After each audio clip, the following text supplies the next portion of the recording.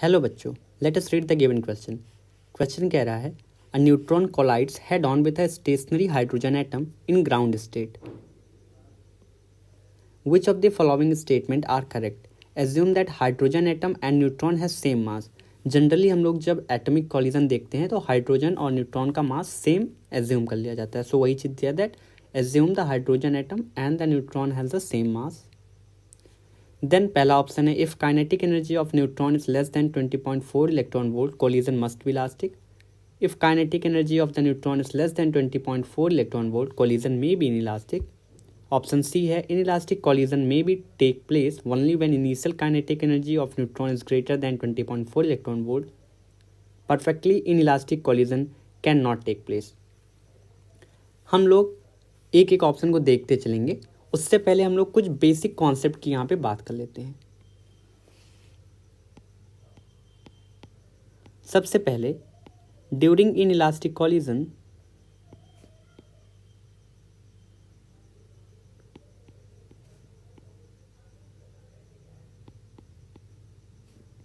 maximum energy loss if m1 equals to m2। ये एक general fact है कि अगर दो इक्वल मासेस का कॉलिजन हो रहा है और एक मास रेस्ट पे है, दूसरा कुछ वेलोसिटी से आके हेड ऑन कॉलिजन हो रहा है, और अगर इन इलास्टिक कॉलिजन है तो जो मैक्सिमम एनर्जी का लॉस हो सकता है वो half of initial kinetic energy होता है। सो इसके आगे अब हम लोग बढ़ते हैं। अब हम लोग पहले ए ऑप्शन की बात करते हैं। ए ऑप्शन कह रहा है इफ काइनेटिक एनर्जी न्यूट्रॉन की 20.4 इलेक्ट्रॉन वोल्ट से कम है तो कॉलिजन इलास्टिक होगा। मस्ट है कि इलास्टिक होगा। तो हम लोग पहले समझते हैं।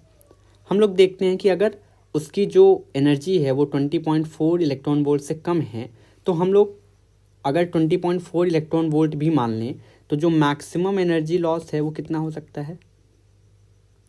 मैक्सिमम एनर्जी लॉस कितना हो सकता है? Half of 20.4। हमने ऊपर स्टेटमेंट लिख लिया इस चीज के। This will come out to be 10.2। मतलब कि जो मैक्सिमम एनर्जी लॉस है वो 10.2 हो सकता है, इससे कम ही होगा क्योंकि एनर्जी 20.4 से तो कम है। तो अगर इतनी एनर्जी प्रेजेंट है, अगर इतनी एनर्जी प्रेजेंट है, इफ प्रेजेंट, अगर इतनी एनर्जी प्रेजेंट है लॉस के समय, तो हम लोगों का इनइलास्टिक कॉलिजन होगा।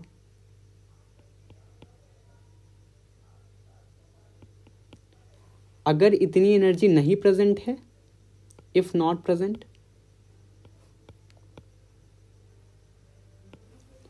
तो हम लोगों का इलास्टिक कॉलिजन होगा।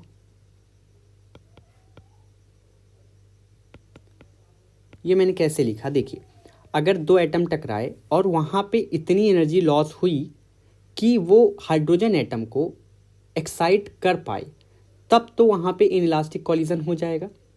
या फिर अगर इतनी एनर्जी नहीं रिलीज हुई कि वो उसको एक्साइट करा पाए तो फिर इलास्टिक कॉलिजन होगा, क्योंकि हीट के फॉर्म में यहाँ पे एनर्जी रिलीज नहीं हो सकती है, क्योंकि एटम्स की साइज इतनी छोटी होती है कि उनको डिफॉर्म नहीं किया जा सकता। सो हम लोग का ए ऑप्शन है कि एनर्जी 20.4 इलेक्ट्रॉन वोल्ट से कम है।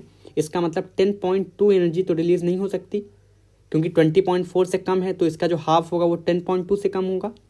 तो अगर इसका मतलब कि इतनी एनर्जी नहीं प्रेजेंट है और नहीं प्रेजेंट है तो हमने लिख लिया है कि इलास्टिक कॉलिजन हो। तो हम लोगों का फर्स्ट ऑप्शन बिल्कुल सही है। ये हम लोगों का सही है। अब हम लोग बी ऑप्शन पे आते हैं। If kinetic energy of the neutron is less than 20.4 electron volt collision may be inelastic. अब यहाँ तो दे ही दिया कि 20.4 से कम है। अगर 20.4 से कम है इसका मतलब कि जो उसका हाफ होगा वो 10.2 से कम होगा, और कम होगा तो बिल्कुल इलास्टिक होगा। तो इनइलास्टिक तो हो ही नहीं सकता। तो यहाँ कह रहा है कि इनइलास्टिक हो सकता है, तो ये हम लोगों का गलत हो गया। ऑप्शन थर्ड है inelastic collision may take place only when initial kinetic energy of neutron is greater than 20.4 electron volt. Simple सी बात है। अब कह रहा है कि 20.4 इलेक्ट्रॉन वोल्ट से ज़्यादा एनर्जी है, मतलब उसका हाफ जो है वो 10.2 से ज़्यादा होगा, और ज़्यादा होगा मतलब प्रेजेंट है तो इनइलास्टिक कॉलिजन, मतलब सी हम लोगों का सही हो जाएगा। फोर्थ है perfectly inelastic collision can not take place. तो ये गलत हो गया। क्यों? क्योंकि अगर एनर्जी 10.2 से ज़्यादा है मतलब इतनी एनर्जी है कि हाइड्रोजन एक्साइट होके अपने किसी और एनर्जी लेवल पे चला जाए तो बिल्कुल परफेक्टली इनइलास्टिक कोलिजन भी पॉसिबल है। तो यहाँ कह रहा है नहीं पॉसिबल है, इसलिए ये भी गलत हो जाएगा। सो हम लोग का ऑप्शन ए और ऑप्शन सी यहाँ पे सही हो चुके हैं। Hope you understand the question well. Best of luck.